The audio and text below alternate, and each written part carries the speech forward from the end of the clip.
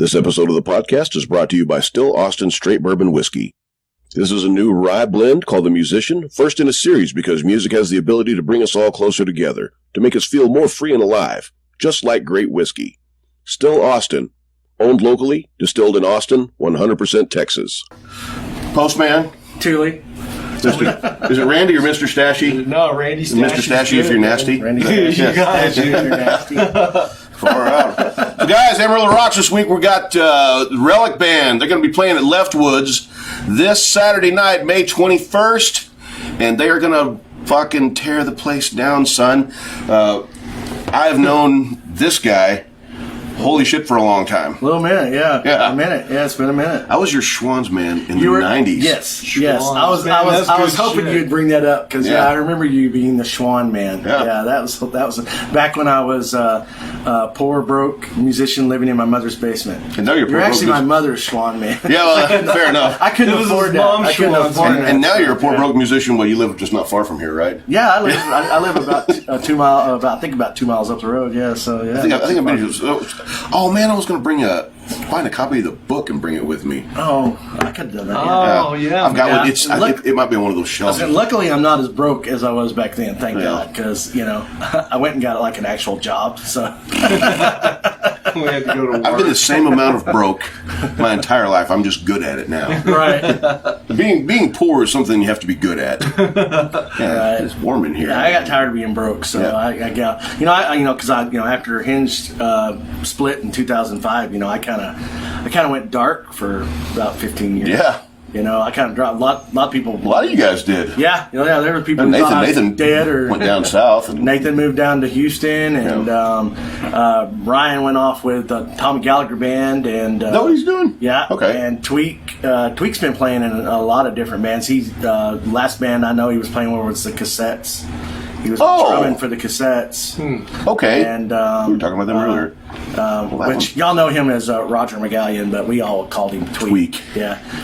But that's a name you earn. Amazing musician. The guy can play anything, and but he was our bass player, And at the end of Hinged, he was playing bass, because we had several bass players throughout the factions of Hinged, But he was in it the longest. He was in it the last 2.5 years. Real quick before we get too far in this, guys, you are.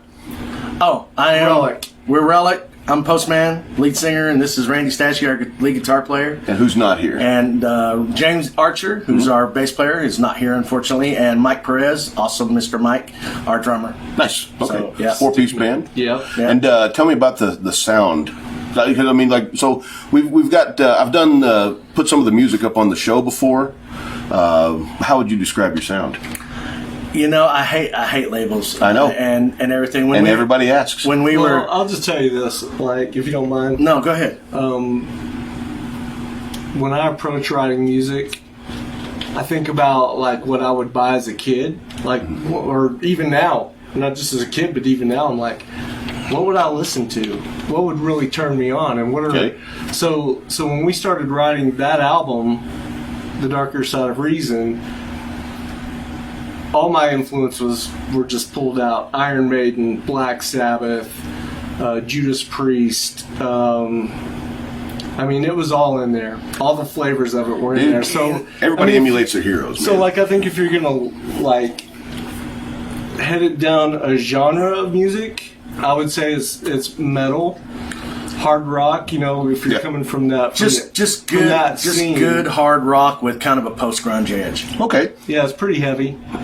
Okay. I can dig that. I tried to give it as much balls as I could give it. Yeah. It's ballsy. But at the same time, it's not we're not Lamb of God heavy. Yet. It's more but there's some hints of even Lamb of God on the record. After a couple of years with the same band, everyone's going to get tired of, and you just start.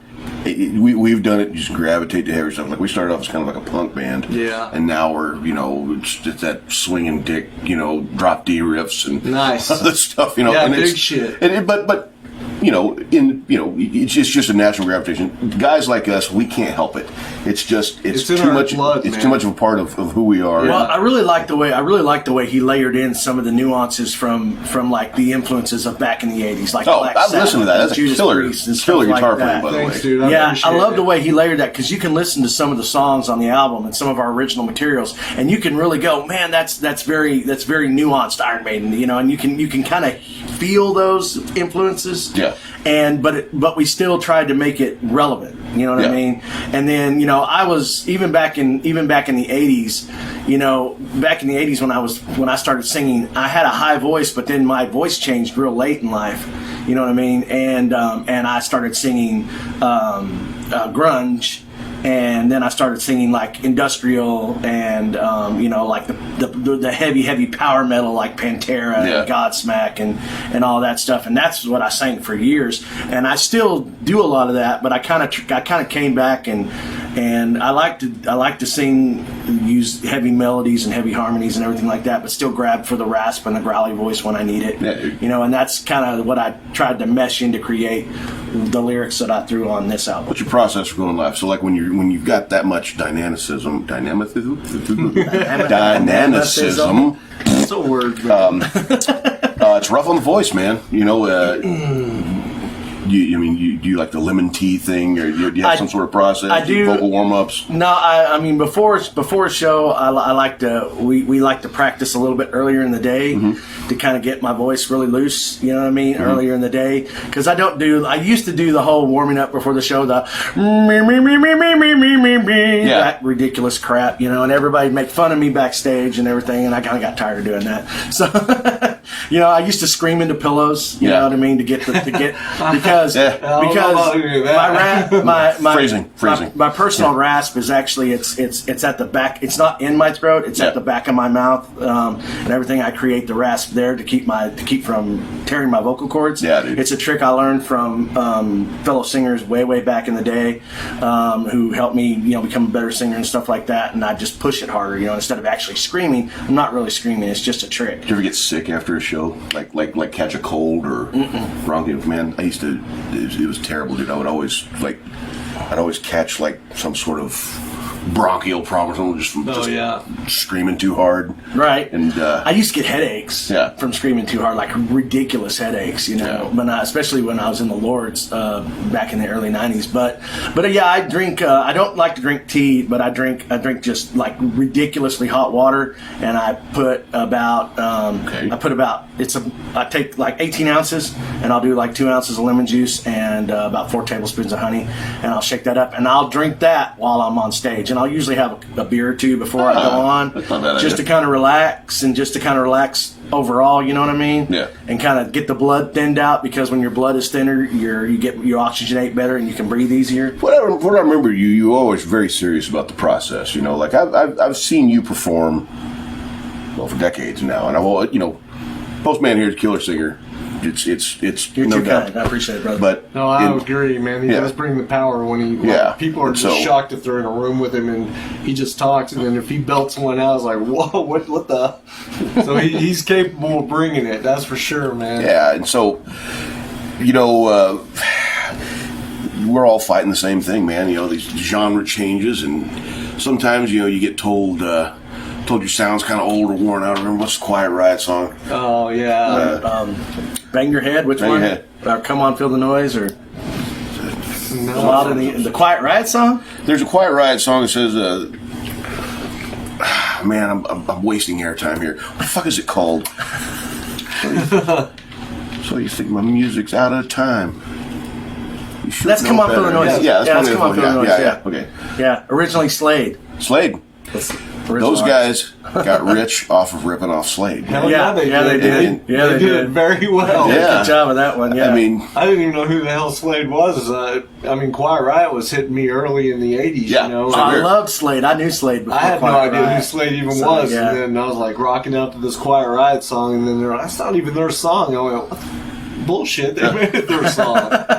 But no, it was cool, man. The Run Away. Run Away. That was Love that time. And I was a little kid, man, when that came out, and that was my first experience with that area, that genre of music was Slade, you know. Yep. And that was kind of Quiet Riot was kind of a gateway drug into modern heavy metal for me. They opened it up, right? man.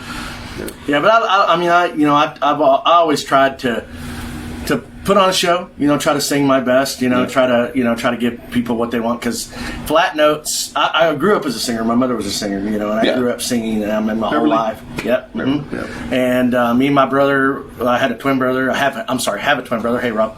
I did not know that. We sung together in school when we were like elementary school and crap, you know what I mean? And we did, two little identical voices. Yeah. And so I sung, I can't even remember life without singing. And I just always loved to sing. And it was, and I was in choir, and I did competitions and stuff until I got into high school. And then my choir director, who was kind of a dick, probably still is. We and him kind of had a falling out, and then I quit doing choir in school, and I started playing in bands. And I got my first band in '83. Yeah. You know what I mean? And stupid little garage band. So, and went on. You start somewhere, right? 83? How fucking old were you? 12. Oh, okay. I was 12 years old, my first band. You 71? It was 71's when I was born. Yeah, okay. Yeah. Wow. Yeah, I'm definitely dating myself at this point. You know what, man? 40's the new 20, dude. It's all around. Maybe not. Well, hey, then I ain't doing too Yeah. But yeah, I've always tried to do my best as a singer and everything like that, and I appreciate that. It's nice. It's nice for people to notice that. So it's cool. Oh, fucking hey, man. What about you? What's your story? Now, are you from Pampa? No, I'm born and raised right here. Yeah, in okay. Amarillo. Yeah, and so Did you play with some of those Pampa bands though? No. So really, I didn't do shit until I met Chris. Really? I mean, I was screwing around with like little crappy garage bands or whatever, and then I met Chris in 1991. 1990. We met in '90. I wasn't even born yet. And we formed a band called Eruption, and so that was our first stint together. Yeah. Of course, as you know, all the bullshit that happens in bands with drama and whatnot between some of the members. Well, that was the case here with our band, and But it was a cool band. We had my first release that I ever did. The first release we Sad ever and did. Insane, yeah. Sad and Insane, because it was the that's first the Gulf war in War. the Gulf. It was the first Gulf War. About Really? Saddam, yeah. It's about Saddam Hussein, and we released it. And Badass, we sent copies overseas to friends who had family members who were serving overseas. And the thing went back then, to the modern day equivalent of viral. It was shocking, actually. And before we knew it, we were being played on Rush Limbaugh, and we're these, and everything. And Are you serious? It was shocking, yeah. Yeah, we couldn't believe it. I mean, he had I remember we heard everybody was saying Rush Limbaugh's playing on his show. It's top 10 war songs, and we were like number 8 on that list. We kind of got a lot of popularity locally. And man, my old high school came out and interviewed me. It was crazy, huh? That's in the book. It's in the book. Yeah, I remember that it's now. in the book. Yeah. Yeah, it's in the book, and we got a lot of popularity, and then unfortunately some bad blood in the band, not us, but kind of started some crap, and that band went south bad, and when it did, it kind of tore us apart. So I didn't see him for 30 years. Yeah. Oh. Yeah. Yeah, that's a and I serious was breakup. just kind of screwing around, really not anything serious, until probably about 2017 is whenever I really started to get focused again and back into really playing, and went and did a couple of rock and roll fantasy camps, played with jammed with Judas Priest and Vinny Appice and those guys, and it was on the second camp that I went to. Actually, it was John 5 that just kind of got my blood really rolling. That guy's no slouch. And so I told my wife Heather, I said, on the flight back home from Las Vegas, I said, when I get back to Amarillo, I'm going to form a band. I'm going to get a band together, and somebody's got to be wanting to do the same type of music. Scratch the itch, yes. And so I got back, and I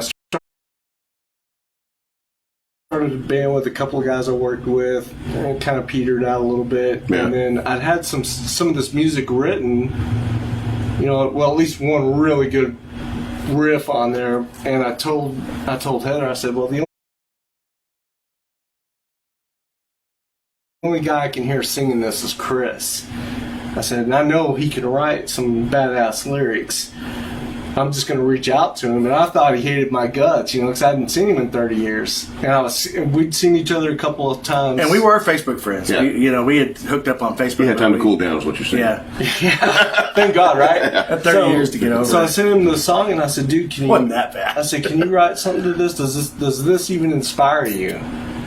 And I kind of put the ball in his court, man. And then he came back with, man, I'm been out of the business for 15 years. I'm post-metal grunge, and I was going to listen to this shit, man. Maybe it'll inspire you. Because he was more 80s, more of the traditional 80s music. And Donkey when and we rap, were in that Eruption, kind that's what A lot we of did. downbeat, Yeah, and I had gone on to do the more progressive, the grunge stuff and stuff like that. And I was like, that's my style and everything. And I didn't really know if our styles would connect, And I was like, but I'll give it a listen. But I hadn't written a song, and before I retired in 2005, all I did was write songs. I mean, I put out original music. I was in every band I was in was an original band. Right. You know what I mean? And that's what I like to do. And Yeah. I always loved writing music. That was where the passion was. I loved playing, but I loved writing more than anything else. And so Yeah. I had not written a song in that whole time. Not even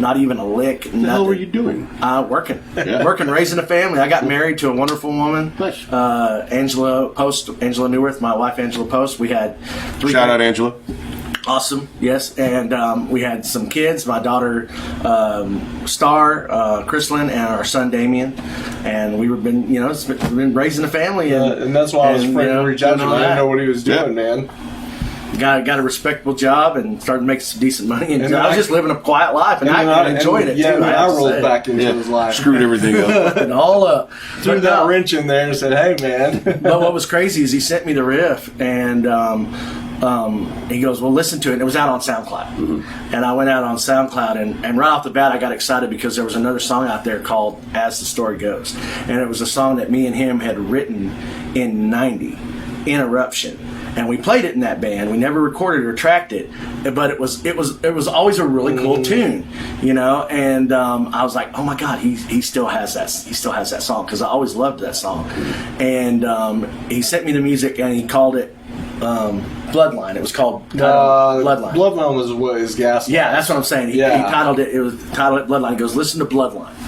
And I listened to it, and I wrote the lyrics to the song in 20 minutes. Yeah, but what was weird was it was almost like no response back from him. So I thought, okay, he hates the song. No, I love it. It grabbed me. It literally grabbed me down like deep. I thought, man, I hate to put it that way, but seriously, it did, and it was just I couldn't write fast enough. But he was playing it real cool because I said, well, what do you think, man? And he was not interested.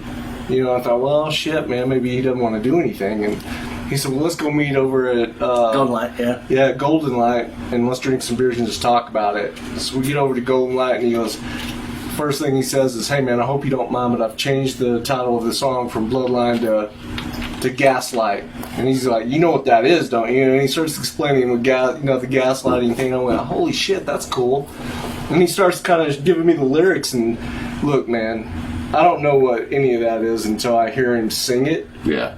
So I'm reading the lyrics and just going, man, all right, I don't know how he's going to sing it for that, but okay. God, this sucks. And he goes, hey, I'll just come over next weekend and we'll just jam through it. And man, it just blew my mind what he came up with. And I went, wow, that's badass. And then there was a couple other riffs that we already had kind of laying around. And I was teasing him, going, man, we should write a whole album. And he goes, oh, I don't know, because we only had 3 songs at that point. We had Wicked, Story, and Gaslight. Yeah. And then it jumped from that to 5 months later, we wrote the. 5 months later, we had all 10 songs down. I was like, Finished holy the album. shit. 10 songs in 5 months, Where'd you completely record it? written. Huh? Where'd you record it? We recorded it at Stickman Studios, his little studio. Oh, okay. Yeah. So I said that's the logo. The little So relic. little Stickman. Yeah. Stickman Studios. That's cool. That's his little studio. I've had that little logo around for since probably 96 or 97. Somewhere in there is whenever I just kind of doodled that thing out. Started slapping it on guitar picks and just as something that was just like cool for me, and then all of a sudden now we kind of started pulling it in with the Relic stuff and using it for Stickman. You tracked everything there? Yep, we tracked everything there. We tracked the whole album there, and it was, and he had already bought all the equipment and all the engineering equipment, and he knew how to use it, and he did he engineered, mixed down the whole album. That's all him. Nice, dude. Okay. Yeah, and then we mixed sent it, engineered it, the whole, and then go ahead. Mastering had to go out. We sent it out to Larson Mastering out in Burbank, California, which those guys are badass. Larson. Yeah, they did like Metallica. They did the Injustice for All album. They won. They've got like a slew of Grammys. And I think they did better on your bass than they did. Jason Newsted. Sorry, guys. Still a thing for me. I didn't even think they would even fuck around with us. I thought, man. So I just kind of reached out to them. They're like, hell yeah, man, send us what you got. And I thought, man, I was scared to death because I'd never produced anything like that. And out the door it went. And I told Chris, I said, I'm waiting for him to come back with suggestions or hey, this tweak is crap, this or tweak because that. they said they would do that. They said, and we got to work with one of the really talented guys. He's a three-time Grammy Award winner, Reuben Cohen. And we got to work with him, and he did our mastering. And he goes, hey, did you get the tracks back? And I went, they're done? And he goes, yeah, I've already. And it was like a week or something like that. A week and a half. 9 days. Master it. 9 days for him to master it. He sent it back when it was done. Then I listened to it and I went, holy shit. Because that just takes it to another level. Oh, yeah, man. And I was like, puts the air on it, puts the sparkle on it, Yeah. So they did a fantastic job. And I mean, that part was the easy part, of course, because recording the process, how it goes. Yeah. It's a lot of work. It is. It's insane, a lot of work, Yeah. Well, what do you Pro Tools it, or what do you use? So the studio software I use is Studio One. Okay. The professional version of it, and then I use Universal Audio for the interface. Okay, for UAC. Yep. Yeah. And man, it just go from there, man.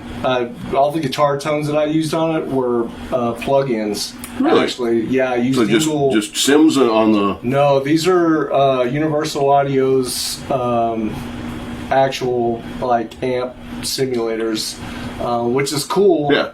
And they had a whole slew of amps I could have picked from, anything from a Marshall JCM 800 all the way. But the amps that I used for this project was the Engel Savage 120. Nice. Okay. And I was going between it and the Vintage, so it's all Engel amp sounds on the album. Right. Except for the acoustic guitar thing on Father. That was an actual guitar. And that was an actual acoustic, sound, natural sound, So for the acoustic guitar part, it was just using the Martin guitar, and I was going through a Fishman. That little Fishman, Yeah, Fishman Loudbox Mini. Yeah. Gave me a little bit of chorus on there just to fatten that tone up a little bit. And acoustic, but it came out great. Forget. Came out great. Cool. Though. Yeah. So everything that I used guitar wise and bass tones, all that was just used through plugins, amp simulators, and that was, of course, before I went Kemper and started playing through Kemper's gear. But did you use live drums or program drums? We used Superior Drummer 3 on the demo, and then we went. Well, okay. The original demo of it was Superior Drums. Right. Yeah. We mapped it all out because we wrote everything before we actually got the band. James and Mike into it. The album, and then once James and Mike came in, they laid their tracks in on the finished product. Yeah, the whole thing out. Yeah. Which that's what took so long because it was dude. By the time I was done with it, I was like, I don't even want to think about recording another song. We wrote it in 5 months, but it took a year to get it out because, like I said, we wrote the whole thing and laid it all in and did the demos and everything, and we actually used that to send to James and then to Mike and to everybody. That's how we hooked them. That's how we convinced them to join the band. Is programming drums not a fucking nightmare? I don't know. You'd have to ask him. Old school, yes. Yeah. Superior Drums now, holy shit, dude! They make it so easy to pull drum pieces and parts in to tailor up a song. Is so easy now. You watching this, Parlo? Yeah. Drums, and I love live drumming, don't get me wrong. Yeah. And I prefer live drummers because of the feel and the emotion that comes with playing with live drummers. You never hung out with Parlo, have you? But yeah, no, not yet. but to record the recording process, that gets me into, oh man, now I can add this change up to it or give it more dynamics, and then by the time we demo it for like Mike, he'll listen to it, and then he's got the groove, and then he'll just build his own groove out of that. Nice. So it's really kind of set a tempo, let him put his own flavor on it. Absolutely. You had. We wanted them to make it. Let him spray his own stink on it like my cat does. We had to do that. Yeah. So, but yeah, the finished product, what you hear is all four of us together. So. It's solid. It's probably the most solid that I could have ever imagined in a recording process. I've been in plenty of studios to where it's like. Big money, you're spending a bunch of money, you better have your shit together when you walk in the door. Yeah. And then it's go time once the tape starts rolling, and you're like, oh my god, I hope I don't fuck up this guitar lick, or I hope this goes together. When you're in the hot seat, man, that's when all of your solos go out the door. Yeah, then you're Clink. Yeah. And then you're coming back to it later, and you're listening to it going, man, I wish I would have added this, or I wish I could have done that. Well, as being in a studio environment where you're able to be in control of it, you've got all the time in the world, man, to kind of pull it all together. So that's kind of what we did throughout that process. We did ours during the pandemic, man. We had nothing but time, so.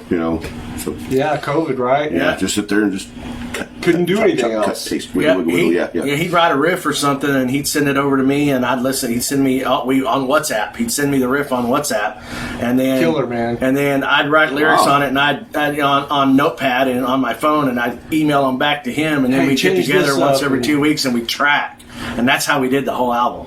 Wow. And everything, and then we recorded the whole thing. Like I said, we did all that. That was the first 5 months, and then I reached out to James. And pulled James in, and he was gracious enough to join us. And then James, him and Mike had been friends for years and years. Best buds. So and he pulled him in. So he pulled me in, I pulled James in, James pulled Mike in. It was kind of a perfect little. Yeah, everybody's just pulling on each other. Yeah, we were just pulling on each other. It's like the circle jerks. Yeah, man. and Mike's an amazing drummer. He has played mostly in Tejano and Christian bands. He always wanted to do rock. Okay. And he jumped at the chance of doing a rock thing. Yeah. And he came in and started laying down his chops and everything. Just laid it down on fire, man. Yeah. And everything just clicked, and we've been just having a blast, man. And that's fucking awesome, man. And it was that. So this thing, guys, it looks like a cassette. This blew my fucking mind. Yeah. So feels like a cassette. It's a USB drive. Cassette. How tight is that? Yeah. We were it's the whole Relic. We thought, okay, it's like it's a digital world. This Kunaki, who made these? That's Discmasters. Oh, Discmasters. Okay. Yeah. So. That's one of the coolest things I've ever seen, man. Yeah. That's fucking cool. So the whole idea was we were going to press the thing on CD and just release it all as CD press. Yeah, that's how old we are. And when Chris started doing the research on CDs and who's going to do it, and he showed me Discmaster stuff, and I got to looking at the website, and I said, how fucking cool is that, man? Let's do a cassette.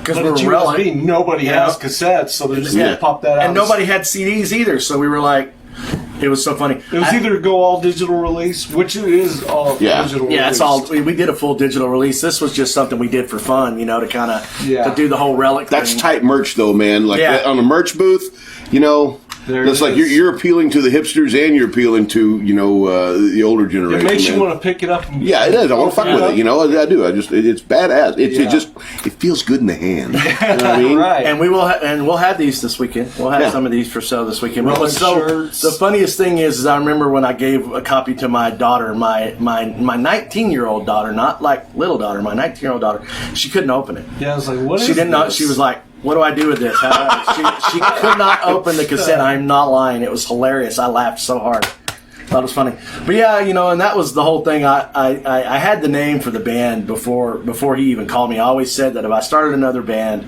I was just going to call it Relic because just a bunch of old farts playing music. You know what I mean? And then the darker side of reason, the whole that Relic and the darker side of reason all kind of goes together because the songs very, has a lot of spiritual nuances and everything from my faith, Okay. you know, and stuff like that. And I always wanted to write an album like that, even when I was a little kid. When I started writing music when I was like 9 and 10 years old, my first songs that I ever wrote that never saw the light of day, you know, they were dark, but they were still very spiritual, and they weren't evil dark. They were just kind of that whole. I always kind of had that feeling of, you know, life is a dark place, and you kind of have to go through the darkness to get to where you're going. You know what I mean? And I think people who don't learn how to navigate the darker side of life, you know, never find true happiness, because if you can't get through that, you know, you're not gonna, you know, you let that drag you down, you let that take you out, you know. And so to me, you know, the darker side of reason is is how you get through life, you know, is navigating the darker side of reason. As we get older, man, that's kinda, that's like the prophet, you know, you can only know as much happiness as you have known sadness. Yeah. There you go. Is Exactly. not the bowl, the very bowl that holds your happiness, was it not cut and carved with the knives of your misery? Okay, we'll talk about that later. That's deep, man. Shit, I like man. that. Should put that quote on the inside of the cover. Yes, straight up, man. But I always wanted to write. I always wanted to write that album, and you know, over the years, you know, other influences and other band members. Hey, write this, write this. that's you know. when Chris has got full reign. And yeah, he just Whatever let me run with it, and so I was able to write the album the way I wanted to write it. He wrote the music, he'd send it to me, I wrote the lyrics. We'd get together, we'd arrange it, and that's how we did it. That's fucking cool. Tell you what, guys, we're going to have a real quick word from our sponsor, and we'll be right back. Maybe.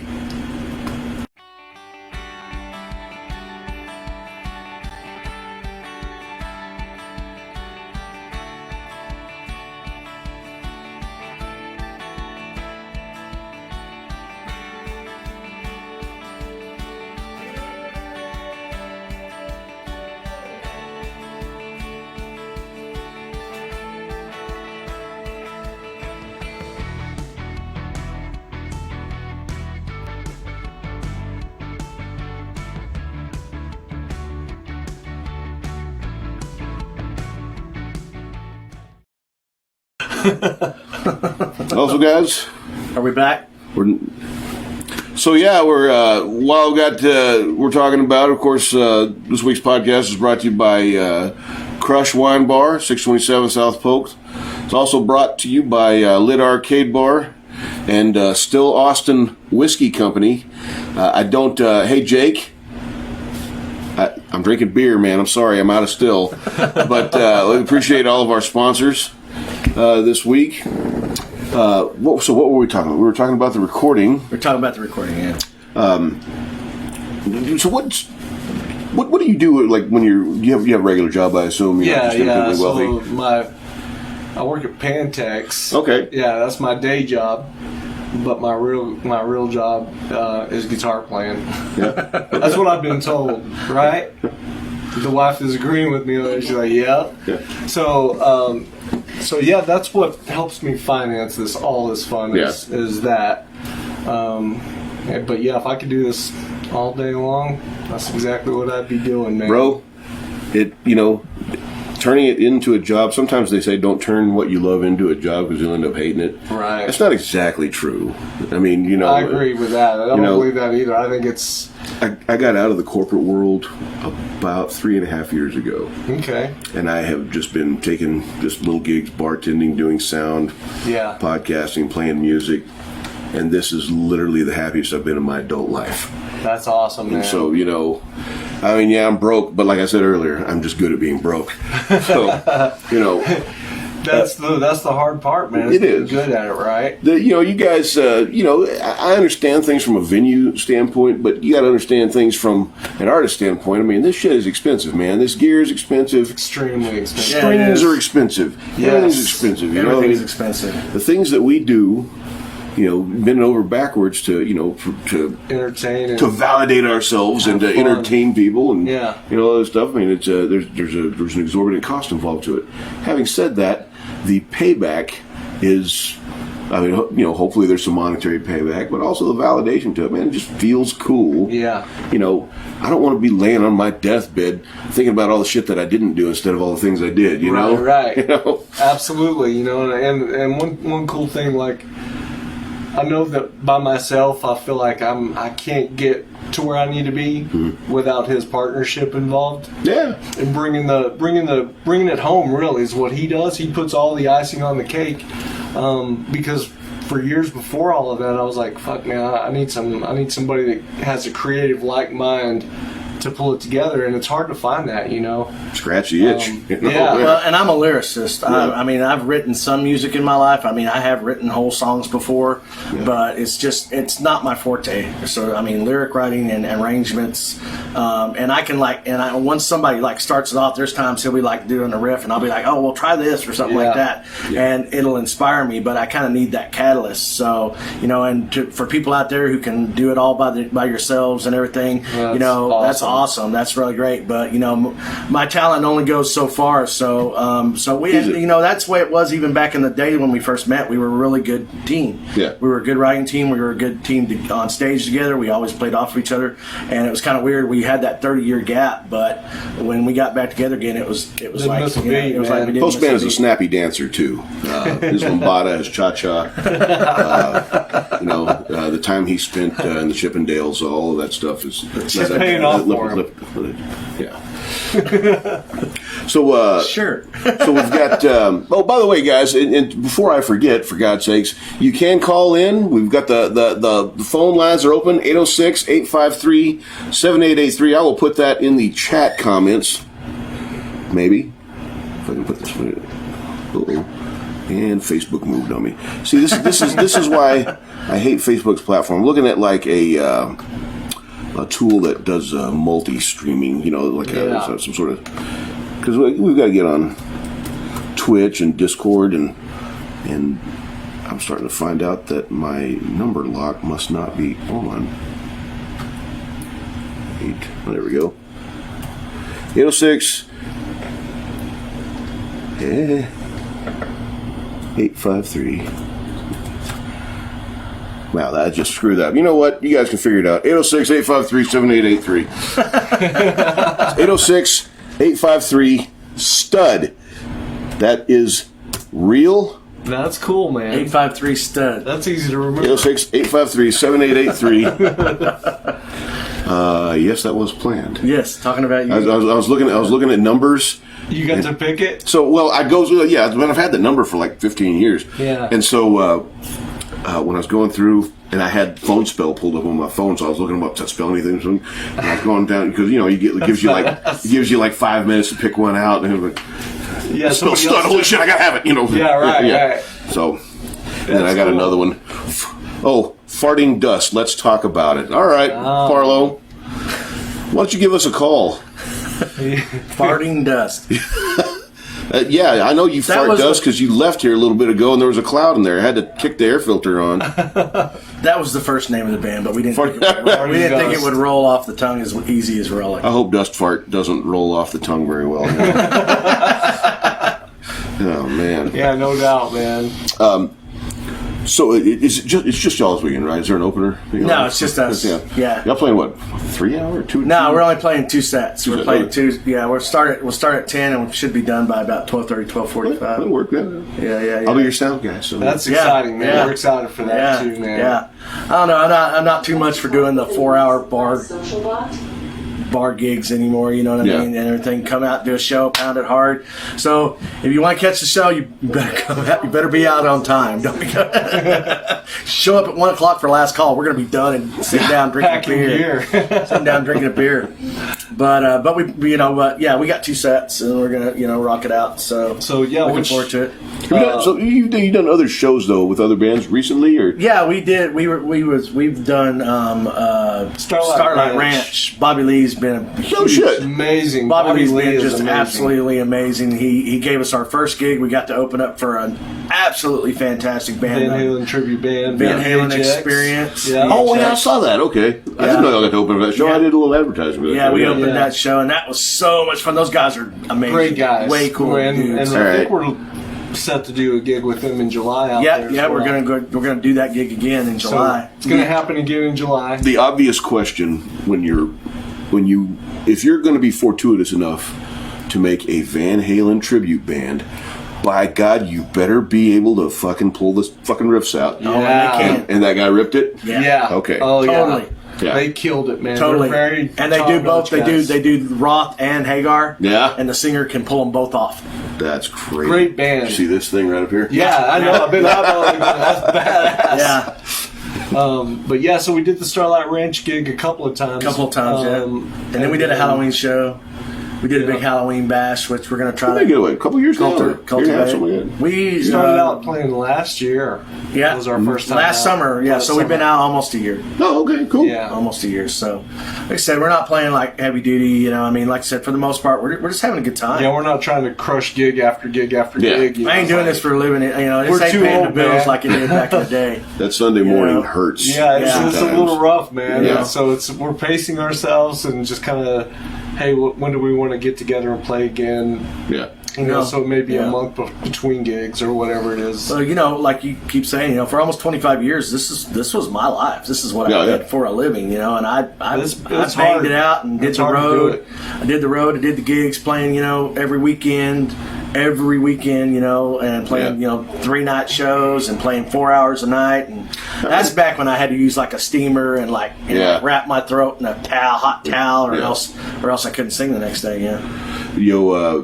Postman and I were in the scene about the same time, because I got started about 88, 89, somewhere in there. Yeah. That was about 14 or so. My first gig was at Bangers. You opened up nice. for the Hinge CD release party at OSM.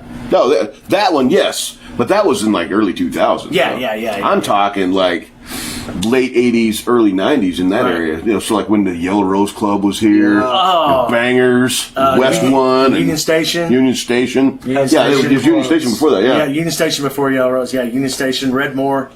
Yeah, Red. Old You're Red. out Shout there. out Red. You're out there, brother.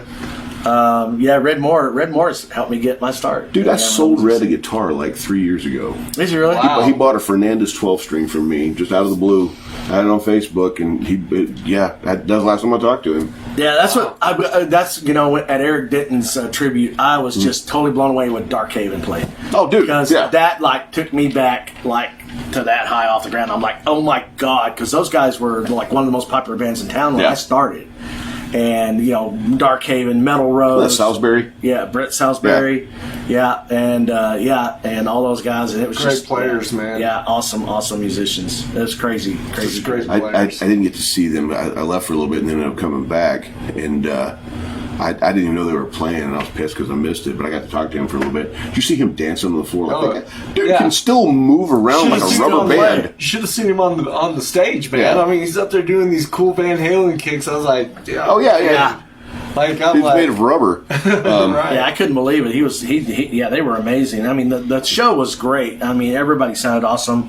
You know, Loudmouth Lisa, which that was actually, I hadn't got to see you in so long. I was really impressed. Oh, you know, it was awesome. Dude. And I missed guitar the playing. show where you guys were just finishing Oh, no shit. your set. We started at like noon or 1 or something like that. Yeah, I was like, we were the first you were band like that day. drenched You know? in sweat, and I was like, "Oh shit!" And they just got done with their set. Yeah, I'm dressed in sweat man. because I'm hideously overweight. No, I it drink was, too much, but you got up there and rocked your ass off, you know. And I was Thanks, like, man. "Oh man!" But I was really happy to see, you know, the music scene, how, you know, because the music scene has changed over the years so much. And, you know, kudos to you for, you know, doing, you know, this show. Keeping it rolling, yeah, and, for sure, you know, and man. helping to keep the music supported, because, you know, it's so hard to support new bands coming up. Yeah, man. They don't have a forum. And, I mean, it's easier today. I know that you might think it's harder out there, but, you know, you didn't have anybody helping you back in those days. And, you know, dropping an album, you'd spend $20,000. Easy. Oh, yeah. Easy, in a heartbeat, and that's local. You spend that kind of money, you know what I mean? Yeah. You know, I definitely did, and that's why, you know, and you know, bands back then, you could make, you know, some of the bigger bands, you know, there were a few bands I made, you know, anywhere from $1,000 to $5,000 a night, but none of that went in your pocket. You know, that went to gear, that went to the bus, that went to the gig, you know, the recording. I went to everything else. That's why everybody back then was so damn skinny. There's none of the money. Yeah. eating ramen noodles and Vienna sausages and stuff like that. Yeah, that was the breakfast of champions back in the day.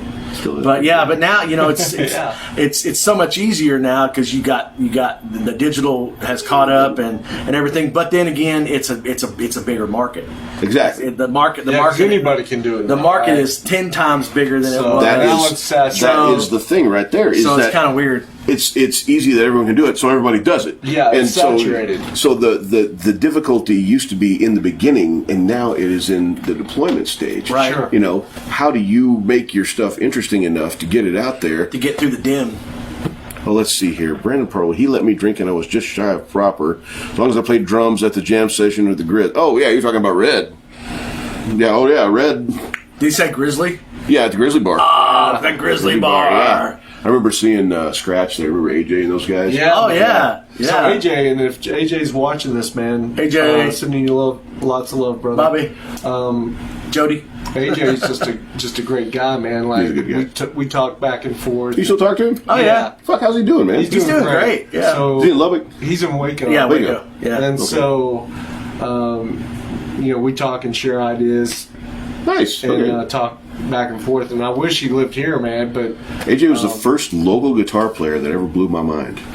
He's incredible, man. Yeah. I mean, I remember this little Charvel dinky he had that had a big MC shred sticker on it. And he built his own rig. Yeah. And I had never seen anybody do stuff like that before. You know, I mean, he was flamboyant. And then I met Sean Hamilton and then all those guys from Six Gun Sally and Air Stay. Those guys. Yeah. Six Gun. Yeah, that's some old. Chi-Town Rocks. Chi-Town, yeah, man. Chi-Town Rocks, and then Shy Boy, Gabe's. Shout out Gabe. Gabe Marinez, the man. Gabe and I were drunker and snot together at Marshall's before they closed not too long ago. Man, that's kind of weird, because it seemed like that place was just cruising along, and then all of a sudden they're just gone, man. Yeah, there's a backstory to that. I'll tell you about it. Yeah, offline. sure. Yeah, I told those guys I wouldn't talk about it on the podcast, but because I want to book there again. They're going to open back up. But that's good, man.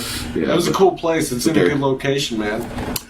That was the old Bangers. Yeah, the original Bangers. The original location. It was like London's or some shit like that for a little bit, and then of course it was Austin. It was street. I remember when it was Austin. It was Durham's, Mark Durham. Durham's, that's right. I forgot Mark Durham had that. Yep. Dude, I forgot about Mark Durham.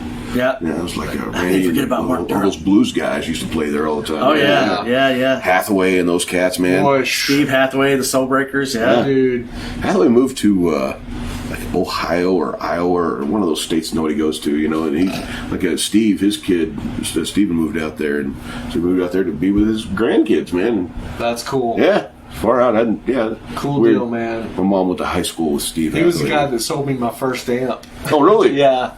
See, man, that's a cool story, Yeah. I went to Tupin's funeral, and it was in the middle of COVID. Everyone was kind of spaced out. Yeah. I was bummed out by how few people were there.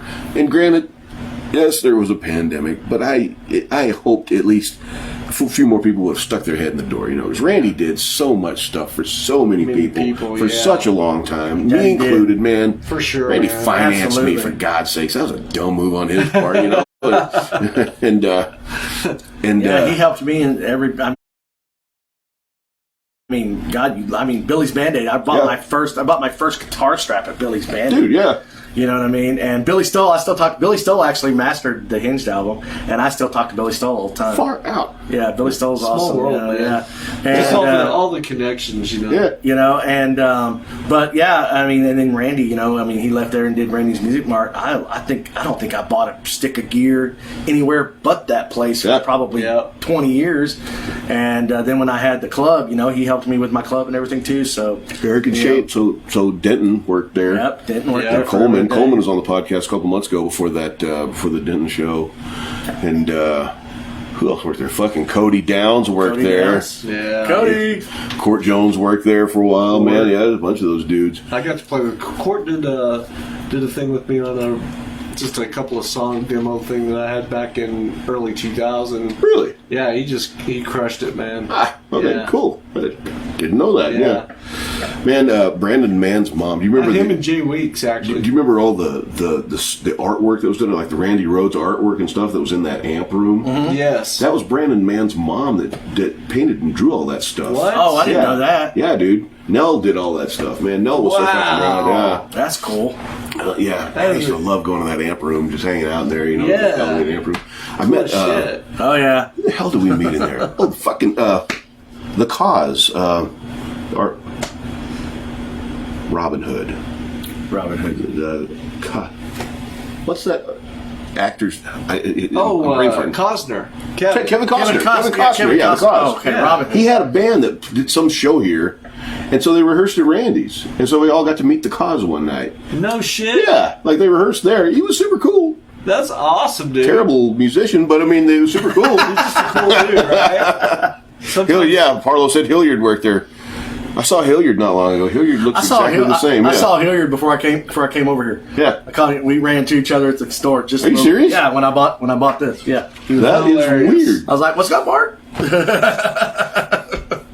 God, small world. Yeah, It is, man. So many just all the connections, and everybody's like plugged in, like somewhere through their life. It's that band of musicianship that just kind of takes off. And we talk about this almost every episode. So I've seen plenty of people bitch about the music scene here, and I will. God, man, no, Amarillo, fuck no. Texas has. We've got a killer music scene, and we've always had a killer music scene. Yes, the talent in this town is just off the chart. Man, that's what I love about this podcast, because you get to see how diverse. Oh yeah, and how crazy diverse the music scene is in Amarillo, and how many ridiculously talented people we have in this town, that are so good and so talented. And you're right, it's always been that way. That's one of the things I loved about cool. Back in the early '90s, there was a run there where there was probably about a dozen bands who were just hitting it and playing the club scene, and we were all friends and stuff, and those were great times, just hanging out with, and like back when you did when we did the show together with OSM and Hinge and everything. I mean, those were some cool times, man. Doing those shows, man. Remember playing speeds, stuff like that. Oh God, I remember playing speeds, having to move the pool tables into the corner so you could set up. Gigantic bar box pool tables that weighed like 500 pounds. We've been tickling the notion of bringing an OSM show back. Because Justin's in my band. Right. That's cool, man. And I think it would just be super just fun. Revive it. Yeah. And just go and just do it, man. That's the first thing I noticed when I was at the gig the other day. I was like, he's back. He's still alive somehow, yeah. That's cool. How many of us? But it's not just, so on the show, man, I have rock, metal guys, we have the country guys, I have the hip hop guys, I've got my finger in the wind with most of these scenes around here. Yeah, and there's like a lot of super talented guys. Man, the electronic musicians here are fantastic. Yeah. There's just, we do at Lefties, man, we do we'll put anybody up there. Yeah, as long as it doesn't suck. We vet everybody before we get them up there. Yeah. And we vet most of them, almost everybody. I'm not talking about these guys. I'm talking about Chocolate Jesus never coming back to my stage, motherfucker. Jesus Christ. Was it bad? Oh my God, it was so bad. Oh man. That was some German performance theater art bullshit, staring at a cracked mirror of regret. I don't know what the hell that was, man. I remember one time Brandon was mixing before he left, before he moved away. There were a couple of kids, they were doing the electronic techno stuff, and they were doing the whole DJ thing, and I was like, oh, this should be cool and everything, and we were sitting there, and the first guy got up, and I tried so hard. I kept trying to find a beat, anything I could tap my foot to, anything I could get into at all, and I mean, it's not my kind of music, but I'm trying to support it and enjoy it. Couldn't do it. Second guy got up, and about halfway through it, Brandon just walks to the stage and just like whispers in his ear, and it's like, dude, you're done. Y'all need to leave. They were so bad. It was just noise. I mean, and it wasn't even like art of noise like back in the day. It was horrific. But more power to them. Maybe they'll learn better and improve. Everybody maybe it works somewhere else. I hate being that guy. Yeah. But yeah, it doesn't work here. Yeah, not trying to push anybody down. Explore you. Do you tell you what they tell you on Submit Hub art is subjective. This doesn't necessarily mean it's a reflection of you personally for your creatorship. Right. It just doesn't work in this theater. Yeah. You know? Yeah. Well Very said. astute. Yeah, well said. Well said. I've been told some crazy things about my music. I'm like, oh yeah. we got told we were dollar store clutch one time. I'm like, Wow, man. fuck you, but that's funny. Oh, man, Wow. one of the greatest disses I ever had. I mean, it was epic. It was epic. It was back in the Bangers days, and I was playing pool, and I had just gotten off work, and my hair was in a ponytail, and people who see me with my hair in a ponytail don't recognize me a lot of the times, because my hair is always in my face and everything. And even back then, because my hair, I had a lot more of it, back in those days. And so I just gotten off work. I walked in. I was wearing my work shirt, and I had my hair in a ponytail, and I was drinking a beer and playing pool with Shane Coleman. Shane, you might remember this. If you do, but this guy, I can't remember his name. I think his name was Derek or something. I had seen him around a couple times, and he put his quarters up on the table, and we started playing pool and everything. And he got up there, and I was in Hinged at the time, and Groove Lords. I'm sorry, Groove Lords. Mm-hmm. And yeah, Hinged was later on. It was Groove Lords, and our CD was on the jukebox, and somebody played it, and the music came on, and he just started tearing me a new one.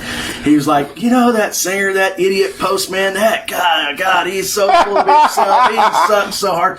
And I was like going, really, man? And we're playing. He's playing pool with me. We're playing. And you don't know if he's fucking with you or not. At first, I thought he was messing with me, and then I realized he wasn't. Because he was like burning. He was like burning me in effigy. And I played 3 games of pool with him, and I bought him, like, I was paying for his drinks and everything because he was killing me. I was loving every minute of it, man. It was just so funny. Yeah. And I mean, he hated me. Hated me. Thought I was the worst thing that ever happened to the Amarillo music scene. And I just sat there listening to it, because hey, everybody's got a right to their opinion. And I mean, I don't. If you like me, you like me. If you hate me, you hate me. God love you. I don't care. I'm gonna have fun. You know what I mean? That's what I'm there to do, is just have fun. But but it was so funny. And there were people around, and a couple of people were walking up, going, "Dude," and I'm like, "No, just let him go. Just let him go, man. Let it go." And then finally, I can't remember who it was. It was somebody came into the bar and just screamed out, "Hey, fucking Postman, what are you doing?" And I looked up and I was like, "Hey," and he looked at me and he was like, "What's your name?" Because I introduced myself as Chris, and I was like, "My name's Chris Post. They call me Postman." He threw the pool stick down and walked out the door. It was awesome. Dude was making an asshole of himself, I mean, that's funny. It was awesome. I loved it. That's how we got our Instagram handle is Loudmouth Lisa Sucks.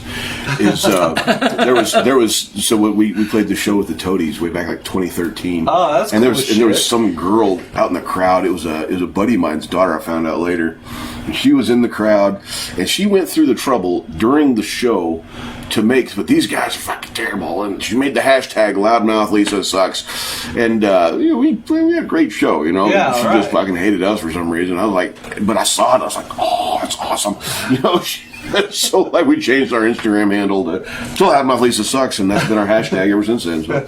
Hey, man, that's cool. There's no such thing as bad press. Bad publicity. So I mean, somebody's talking about you. Yeah. You're in the press, man. Yeah. It's all good. Keep bringing it up. I don't care how.